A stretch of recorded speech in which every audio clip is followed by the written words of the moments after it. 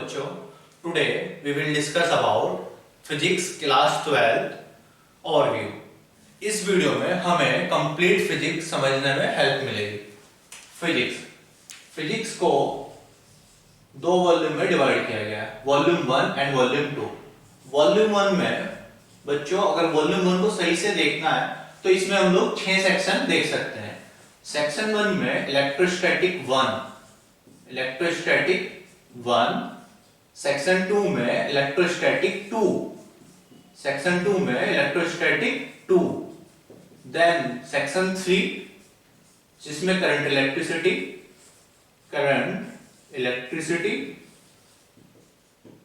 Then section 4 magnetism,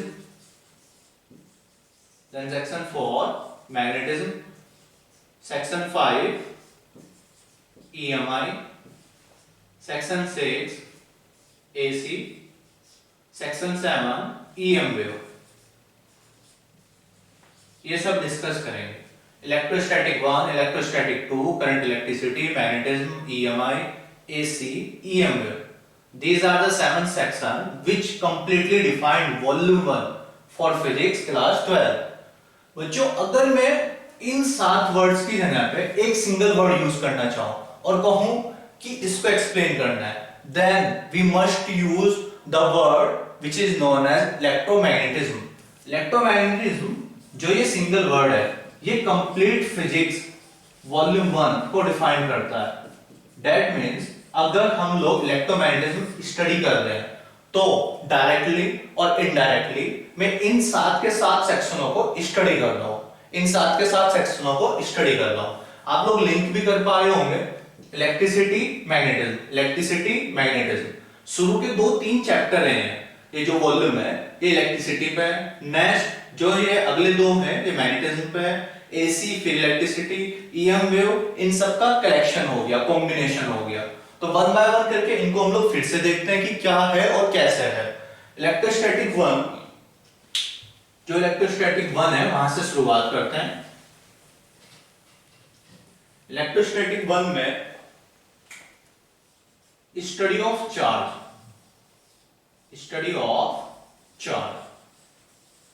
electrostatic 1 में हम लोग क्या डिस्कस करने वाले हैं? Study of charge. फिर स्टडी ऑफ चार्ज में क्या होगा? एग्जांपल। स्टडी ऑफ चार्ज का जो एग्जांपल है वहां पे हम लोग फोर्स, यू नो दैट कि फोर्स बहुत सारे टाइप के, कौन सा force? Electric force, then field, again electric field, flux, electric flux, ये सब हम लोग इलेक्ट्रोस्टैटिक 1 में डिस्कस करेंगे। नाउ इलेक्ट्रोस्टैटिक 2 क्या है? इलेक्ट्रोस्टैटिक 2 है potential, electric potential energy,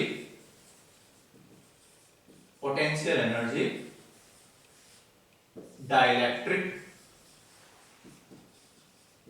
and capacitance. That means हमें समझ में आ गया कि अगर मैं इलेक्ट्रिक फोर्स, इलेक्ट्रिक फील्ड और इलेक्ट्रिक फ्लक्स पढ़ लेता हूं, दैट मीन्स इलेक्ट्रोस्टैटिक 1 कंप्लीट। और अगर मैं पोटेंशियल एनर्जी, डाइलेक्ट्रिक और कैपेसिटेंस पढ़ लेता हूं, देन इलेक्ट्रोस्टैटिक 2 कंप्लीट। इलेक्ट्रोस्टैटिक जो 1 और 2 है, ये 3 और ये 4 टॉपिक्स कंप्लीट एक्सप्लेन करते हैं इलेक्ट्रोस्टैटिक 1 को। नाउ करंट इलेक्ट्रिसिटी, ये करंट इलेक्ट्रिसिटी क्या है? करंट इलेक्ट्रिसिटी को पढ़ने का मतलब है आप डिस्कस कर रहे हो ड्रिफ्ट वेलोसिटी। बिकॉज बच्चों करंट का मतलब होता है फ्लो ऑफ चार्ज, और चार्ज को फ्लो करने के लिए एक फोर्स, एक प्रेशर चाहिए, और वो फोर्स और प्रेशर वेलोसिटी कहलाता है। ड्रिफ्ट वेलोसिटी क्या है, क्यों है, कहां से आया, कैसे आया, ये सब हम लोग डिटेलिंग वीडियो में पढ़ेंगे। तो ड्रिफ्ट वेलोसिटी यहां पे डिस्कस करना है। Then mobility, then KCL and KVL, KCL stand for Kirchhoff current law and KVL stand for Kirchhoff voltage law। बच्चों बहुत इंपॉर्टेंट टॉपिक है। और फाइनल इसमें इंस्ट्रूमेंट, मेजरिंग इंस्ट्रूमेंट, ये कौन कौन से मेजरिंग इंस्ट्रूमेंट और किस तरीके के? एक करंट को मेजर करेगा, कुछ वोल्टेज को मेजर करेंगे, तो उस तरीके के मेजरिंग इंस्ट्रूमेंट। क्लियर बच्चों? देन सेक्शन 4 मैग्नेटिज्म क्या होगा? मैग्नेटिज्म का मतलब है स्टडी ऑफ मैग्नेट। मैग्नेटिज्म का मतलब है study of magnet. Again confusion, कौन सी मैग्नेट, कैसी मैग्नेट? तो मैग्नेट दोनों ही टाइप की है। आप लोगों का जो सिलेबस डिजाइन किया गया है वो आर्टिफिशियल और नेचुरल मैग्नेट दोनों के लिए है। आर्टिफिशियल और नेचुरल मैग्नेट दोनों के लिए, artificial plus natural. Artificial magnet कौन सी है, नेचुरल मैग्नेट कौन सी है, और उनमें क्या क्या डिस्कस करने वाले हैं बच्चों? नेचुरल मैग्नेट में जो सीबीएसई ने डिजाइन किया है सिलेबस, उसमें अर्थ मैग्नेटिज्म है। अर्थ मैग्नेटिज्म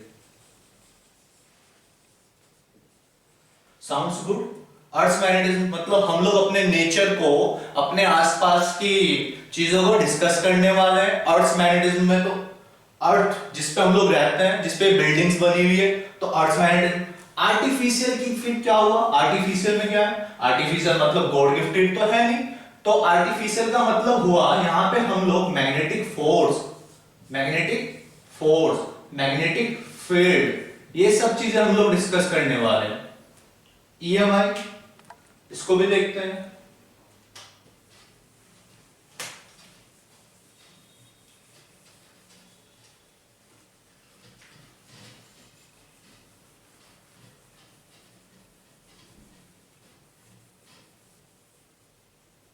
ईएमआई बच्चों, ईएमआई जो सेक्शन है, ये हमारा सेक्शन है हमारा ईएमआई। ईएमआई सेक्शन तक आते आते हुआ क्या, शुरू के दो सेक्शन हमारे इलेक्ट्रिक फील्ड को एक्सप्लेन कर देते हैं, दो के साथ थर्ड वाला भी एक्चुअली में थोड़ा सा अलग है, इसलिए मैंने दो कहना चाहा, पर आप तीन मान सकते हो। उसके बाद मैग्नेटिज्म पूरा का पूरा मैग्नेट को एक्सप्लेन करना है। तो ईएमआई में क्या हुआ, ईएमआई के अंदर शुरू के 3 चैप्टर या यूनिट प्लस 4 चैप्टर, ये मिला के कॉम्बिनेशन है इसका। ईएमआई का मतलब दैट मींस हम लोग जानना चाह रहे हैं कि इलेक्ट्रिक फील्ड और मैग्नेटिक फील्ड में कोई रिलेशन है क्या, और रिलेशन किसके थ्रू फाइंड करते हैं हम लोग? फैराडेज लॉ के अकॉर्डिंग। फैराडेज लॉ पढ़ने वाले हैं। देन फैराडेज लॉ के साथ यहां पे हम लोग पढ़ेंगे इंडक्टेंस। इंडक्टेंस बच्चों दोनों टाइप का पढ़ने वाले हम लोग, सेल्फ और म्यूचुअल, दोनों ही टाइप का। तो ये ईएमआई में ये सब चीजें हैं। देन एसी, बहुत इंटरेस्टिंग चैप्टर है एसी, ये यूनिट है जो एसी मतलब अल्टरनेटिंग करंट।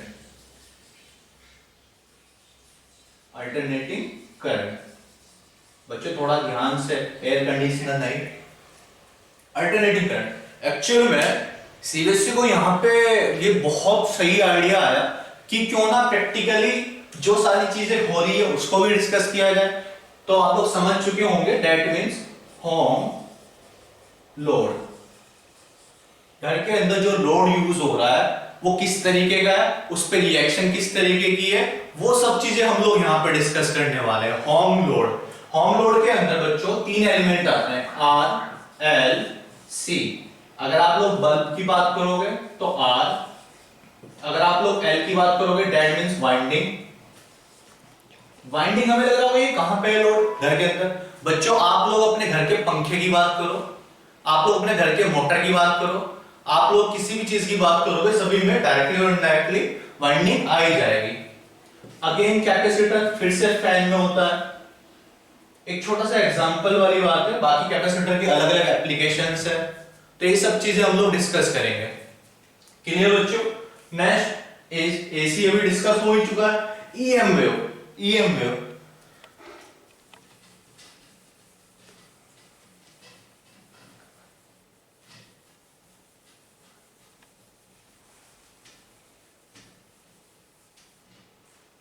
ईएम वेव देखते हैं बच्चों।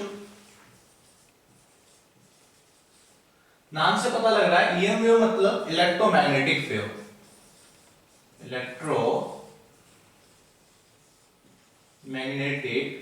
वेव। एक सिंगल वर्ड में कहा जाए तो इलेक्ट्रोमैग्नेटिक वेव आप लोगों का वो पोर्शन है जिसके बिना कुछ भी एज्यूम किया ही नहीं जा सकता था। मैं कहूं सारे के सारे काम किस वजह से हो रहे हैं, मोटर की वजह से, इलेक्ट्रिसिटी जनरेट हुई, मोटर ये सब चीजें हुई। तो कोई भी मशीन होगी वो चलेगी किसकी वजह से, इलेक्ट्रिसिटी की वजह से। इलेक्ट्रिसिटी जनरेट चलाने के लिए ये सब चीजें चाहिए। दैट मींस इलेक्ट्रिकल, मैग्नेटिक, ये सारी चीजें एक साथ कंबाइन करके वेव की फॉर्म में डिस्कस करना इलेक्ट्रोमैग्नेटिक वेव है। तो उसके लिए एक सिंगल साइंटिस्ट ने काम किया और वो ही आप लोगों को यहाँ पे डिस्कस करना है, that is Maxwell.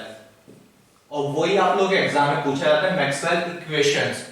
Maxwell equation बच्चों, अगर इलेक्ट्रोमैग्नेटिक वेव में एक सिंगल टॉपिक पूछा जाए तो वो मैक्सवेल इक्वेशन ही है।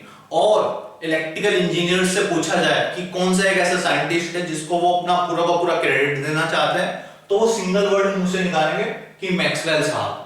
मैक्सवेल ने ही ये सारा का सारा कलेक्शन किया डेटा। एक्चुअली मैक्सवेल ने कुछ इस तरीके से किया कि अलग अलग साइंटिस्ट आए, उन सब ने अपनी अपनी मेहनत की, उन सब ने कुछ कुछ डेटा लिया, उन सबको जो इकट्ठे करने का काम किया, उनके डेटास को एक रिलेशन लेके आए, उन सबको जोड़ के चला, तो वो मैक्सवेल। जोड़ के चलने का मतलब ग्रुप बनाने से नहीं है, उनके डेटा को, उनके नोट्स को, उनके कंक्लूजन को, और फाइनली कुछ इक्वेशंस दी जो कि 4 इक्वेशन थी। वो 4 इक्वेशन कंप्लीट सब कुछ एक्सप्लेन करती है। तो हम लोगों को यहाँ पे मैक्सवेल इक्वेशन पढ़ना है। दूसरी चीज इसमें डिस्प्लेसमेंट करंट। डिस्प्लेसमेंट करंट जो एक टॉपिक है, मुझे ये टॉपिक कम लगता है, साइंटिस्ट की गलती ज्यादा लगती है। एक्चुअली में वो उनसे बाय मिस्टेक कुछ छूट गया था और उसी चीज को फायदा उठा के दूसरों ने उसका क्रेडिट लिया, that is displacement current. Now last topic electromagnetic wave में स्पेक्ट्रम, देन कंप्लीट। तो बच्चों ये सब वॉल्यूम 1 में था। फिर से एक बार फाइनली देखते हैं electrostatic 1, electrostatic 2, current, electricity, magnetism, EMI, AC और इलेक्ट्रोमैग्नेटिक वेव। 1 बाय 1 करके हम लोगों ने सब कुछ डिस्कस किया। नाउ वॉल्यूम 2,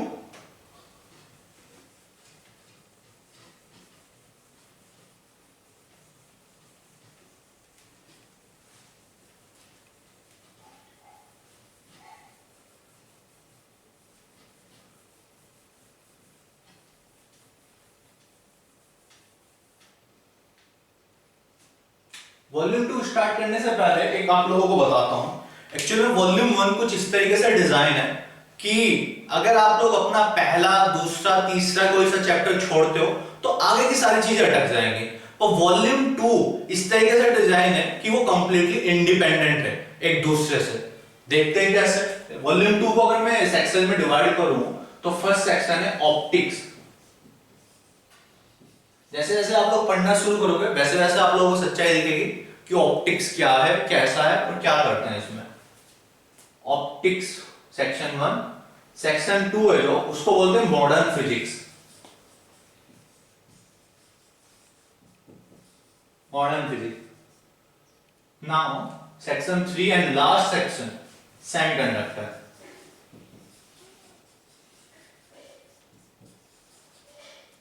ऑप्टिक्स 1 बाय 1 करके डिस्कस कर लेते हैं इनको भी। ऑप्टिक्स में बच्चों study of light, study of light कितनी है बच्चों? 3 into 10 to power 8 मीटर पर सेकेंड, यही है ना। चलो 3 into 10 to power 8 मीटर पर सेकेंड तो है। क्या हम लोगों ने इसको कभी सोचने की कोशिश की कि ये रियली क्या मतलब है? बस रटा रहता है 3 into 10 to power 8 मीटर पर सेकेंड, न्यूमेरिकल में आया और यूज किया और काम खत्म। जबकि सच्चाई क्या है? 3 into 10 to power 8 को अगर मैं लिखूं तो 3 into 10 to power 5 into 10 to the power 3 metre पर सेकेंड। क्या बच्चों आप लोगों ने घरों में काम सामान लेके आए हो किलो में? तो किलो क्या है? ये 10 to the power 3, that means kilometre पर सेकेंड। और ये 3 into 10 to the power 5 का क्या मतलब है? मैथ्स अच्छा है ना सभी का? 3 लाख किलोमीटर पर सेकेंड। दैट मींस बच्चों स्पीड ऑफ लाइट जो हमें मजाक लगती थी अब तक, अब हम लोग इसकी रियलिटी देखना चाह रहे हैं यहाँ पे कि 1 सेकेंड के अंदर 3 लाख किलोमीटर इस स्पीड से लाइट ट्रेवल कर रही है। क्या दिखी कुछ सच्चाई? 1 सेकंड के अंदर। पता है आप लोगों को अमेरिका यहां से कितना दूर है? लगभग अप्रोक्सीमेट 20,000 किलोमीटर। 20,000 किलोमीटर के आसपास आसपास वो है। अब अगर 20,000 किलोमीटर के आसपास हम लोग मान के चल रहे हैं, 20,000 किलोमीटर के आसपास मान के चल रहे हैं हम लोग, तो 3 लाख किलोमीटर का क्या मतलब है? 3 लाख किलोमीटर एक सेकंड में, मतलब अमेरिका के 10-20 चक्कर काट लेगी ये तो एक सेकंड में। That is the power of speed of light. बच्चों यहां पे हम लोग इसके अलावा क्या क्या पढ़ने वाले हैं?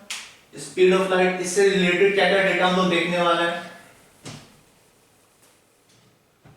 जो डेटा हम लोग देखने वाले हैं वो है lens, mirror and optical instrument. Optical instrument, ये कौन कौन से ऑप्टिकल इंस्ट्रूमेंट होंगे, क्या काम करते हैं? अगेन मेजरिंग का काम करेंगे, पर होंगे कौन कौन से? Telescope slash microscope. बहुत इंपॉर्टेंट टॉपिक है, एग्जाम में हमेशा आता ही रहता है। जैसे जैसे हम लोग सीरीज को आगे बढ़ाएंगे तो कुछ टाइम बाद आप लोग इंपॉर्टेंट टॉपिक्स भी बताऊंगा क्या है, किस तरीके से एग्जाम में आते हैं। Then modern physics. Modern physics में सभी बच्चे खुश हो जाते हैं। एक्चुअली में मॉडर्न फिजिक्स नाम की सिर्फ फिजिक्स है, सच्चाई है that is the chemistry. Class 11th में जो आप लोग केमिस्ट्री पढ़ के आए हो, अब तो खुश हो जाओ बच्चों, वो ही है। क्या क्या पढ़ा? सबसे अच्छा सबसे ज्यादा क्या याद है? Atom, nucleus, Rutherford's theory, Thomson, ये सब चीजें तो पढ़ी है। वो ही सब कुछ मॉडर्न फिजिक्स में है। इसके 3 चैप्टर वो ही एक्सप्लेन कर रहे हैं। तो मॉडर्न फिजिक्स में हम लोग क्या क्या पढ़ेंगे? Dual nature, then atom, then nucleus, last semiconductor. ये क्या है? जिस तरीके से बच्चों इलेक्ट्रिसिटी की एप्लीकेशन हम लोगों ने एसी में देखी थी, घरों के अंदर जो लोड था कि कैसे यूज कर रहे हैं, क्या यूज कर रहे हैं, सेम ऐसे ही अगर इलेक्ट्रॉनिक्स की मैं एप्लीकेशन देखूं तो वो सेमीकंडक्टर है। एप्लीकेशंस पढ़ने वाले हैं, दैट मींस